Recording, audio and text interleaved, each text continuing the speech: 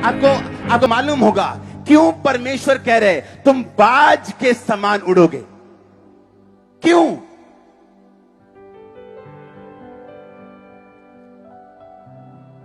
बाज की आंखें आम पंछियों की आंखें से अलग होती। बाज की 4 आंखें होती, पता है?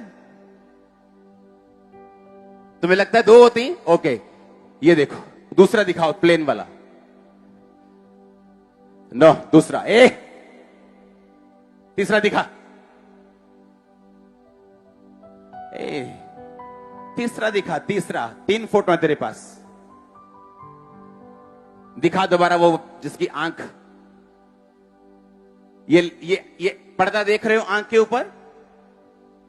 आम बाज की फोटो निकालो एक, उसकी आंख सीधी दिखाओ। ये पर्दा देख रहे हो? जब बाज स्टॉर्म में उड़ता है, जब आंधी में उड़ता है, कोई चीज उसकी आंख में ना घुस जाए, इसकी एक पलक होती है जो हम ऐसे झपकते हैं, ऐसे। सुनो, देखो, ऐसे। वो उसकी एक पलक ऐसे काम करती, तिरछी। ये तिरछी पलक जो है, ये बाज तब रखता है जब ये स्टॉर्म में, जब ये तूफान में उड़ता है।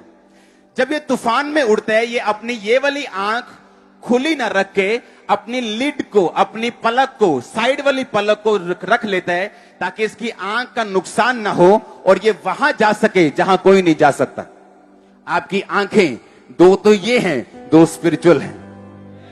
आप मेरी बात समझ रहे कि नहीं? जब तूफान आता है, कौन मरते हैं? किनकी आंखें खराब होती हैं और कौन नुकसान पाता है? जिनकी शारीरिक आंखें खुली हैं। दूसरे बाज निकाल जल्दी, उसकी आंख दिखा जल्दी। 2 सेकंड तेरे पास। सुनो मेरी बात, नंगी आंख से, ये देखो नंगी आंख, ये देखी कि नहीं? अब जब ये बाज उड़ने लगता है स्टॉर्म में, यानी तूफान में, उसकी फिर आंख दिखाओ, वो कैसे कर लेता है? फिर वो ऐसे कर लेता है। एक लिड को, एक पलक को जो साइड से खुलती है, वो अपनी आंख के सामने कर लेते हैं। क्रिश्चियन क्या करते हैं?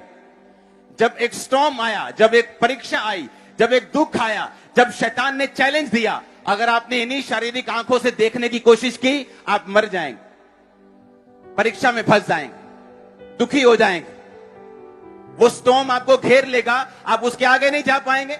आप बोलेंगे मैं चर्च जाता था, ओ एक गरीबी ने मुझ पे अटैक किया, ओ एक बार एक बीमारी ने मुझ पे अटैक किया, ओ एक बार फलाने का एक्सीडेंट हो गया, एक बार फलाने की मेरे साथ ये हो गया, उसके बाद बस सब कुछ बिखर गया। क्यों? क्योंकि तुम्हारी स्पिरिचुअल आईज बंद थी जब तुम स्टॉर्म में, जब तुम इस तूफान में चल रहे थे। ईगल को मालूम है परमेश्वर क्यों कहता है कि ईगल की तरह उसने चेहरा क्यों दिखाया। वो हमें मैसेज दे रहे। बाइबल का एक भी पद, एक भी बिंदु ऐसा नहीं है जिससे हमें मैसेज नहीं मिलता। ये ईगल ये बता रहा है कि जब तुम स्टॉर्म में जाओगे, तुम इन आंखों से नहीं चल सकते।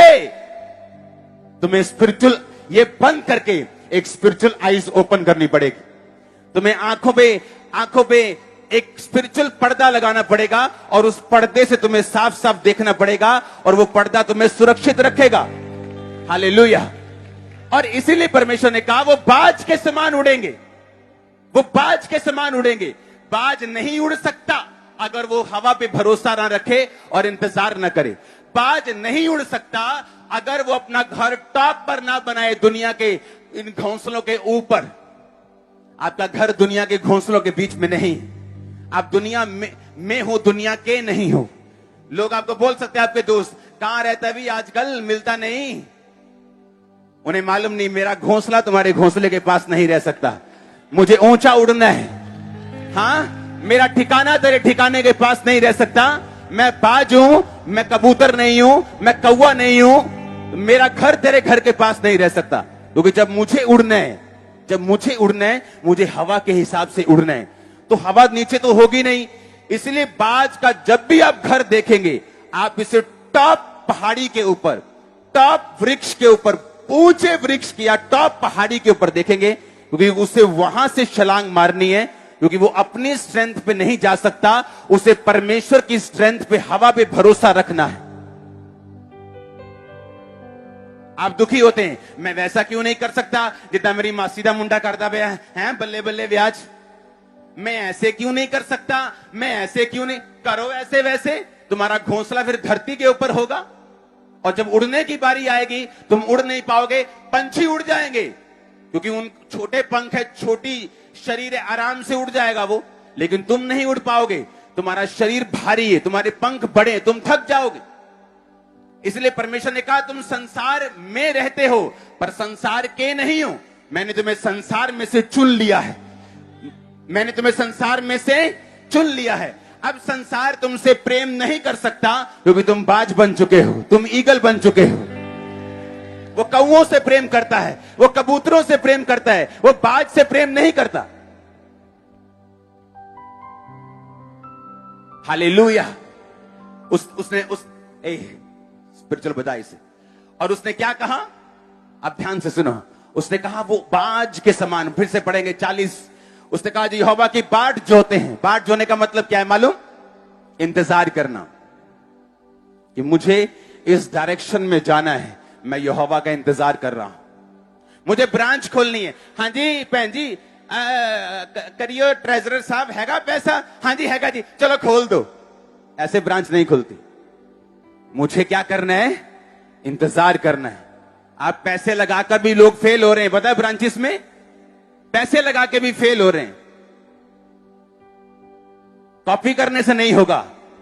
जो यहोवा की बाट, कि मुझे उस डायरेक्शन में प्रभु जाना है, मुझे उस काम को करना है, मैं यहोवा की बाट को जोता हूं। जब मैं यहोवा की बाट को जोता हूं, उसने कहा फिर तू उकाबों के समान उड़ेगा। और आमीन, ऊंचा चाहिए चर्च। जब उकाब फिर उड़ता है, लिखा वो उस आसमान से ऊपर उड़ता है, वो उस ट्रबल से ऊपर उड़ता है। जहां पंछी कोरोना में मर रहे होते हैं, बाज ऊपर एंजॉय कर रहा होता है। इसीलिए तो कहते हैं कि बाज बनना है, ईगल बनना है। जब पंछी कोरोना में मर रहे होते हैं नीचे, बाज उस कोरोना से ऊपर उड़ रहा होता है। और लोग देते हैं, यार ये ले हैंड करते हैं, ये उन लोगों के साथ मिलते हैं, उनके साथ खाते भी हैं, इनको कुछ होता नहीं क्या? शायद उन्होंने वैक्सीन पहले लगवा ली सरकार से बात करके। हाँ, वैक्सीन तो हमें लगी हुई है शायद 40 की, वैक्सीन तो लगी हुई है लूका 10 की, वैक्सीन लगी हुई है भजन संहिता 91 की। और आमीन, ऊंचा चाहिए चर्च। Hallelujah, hallelujah.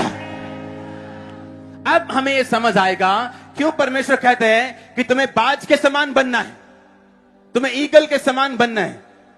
तुम्हें अगर तुम्हारी स्पिरिचुअल आईज ओपन नहीं, क्योंकि जब तूफान आएगा, जब स्टॉर्म आएगा, जब ट्रबल आएगा, तुम इन आंखों से नहीं चल सकते, तुम्हें दूसरी आंख ओपन करनी